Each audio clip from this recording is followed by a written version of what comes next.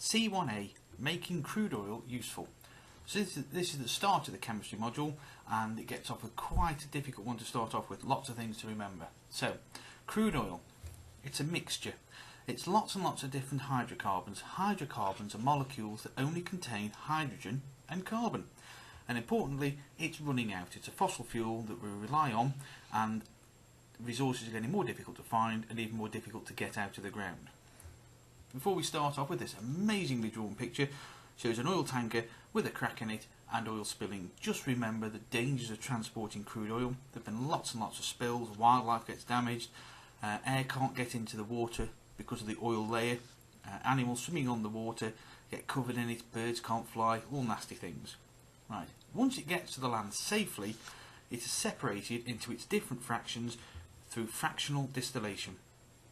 Crude oil is pushed in at the bottom, it's heated to over 300 degrees and it enters this chamber.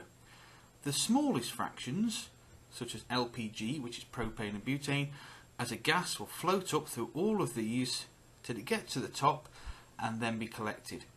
Petrol has got a slightly higher boiling temperature, so this will come through as a gas, and then when it gets to here, which is the coldest part, it'll turn back into a liquid, land on here and then pour out as petrol.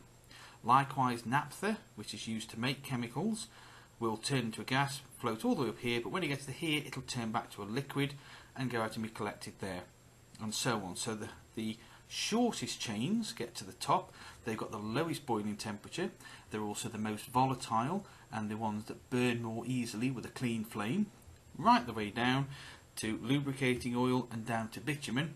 And these have got a much longer chain, a very high melting temperature, boiling temperature.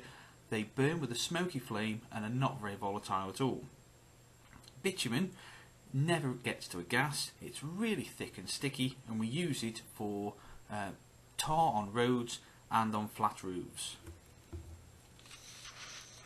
Just remember the pattern on that one, so I'll go back to it. Just remember, short chains, low boiling temperature, very volatile, clean flame. Long chain, high boiling temperature, not very volatile, and burn with a smoky flame. Right. When these are taken out to the ground, we tend to get a lot of lubricating oil and so on, not so much LPG, so it's important that we go through the process of cracking. Cracking takes long chains and breaks them down into a shorter chain plus an alkene. We'll do more about that in following modules, but it needs high temperature and a catalyst. So you might have done this as a practical in class, and here is an example. If we have this alkane, which has got 10 carbons and 22 hydrogens, goes through the process and breaks down to an alkane again with 8 carbons and 18 hydrogens, meaning that it's much more useful because it's a shorter chain. And we have this bit left over, which is 2 carbons and 4 hydrogens. Now if you look at the ratio of carbons to hydrogens, for an alkane we have, for every 1 carbon we have twice as many hydrogens plus 2, but this one falls into the category of for every carbon you just have twice as many hydrogens, and that makes this one an alkene, which has more uses that we'll come on to later.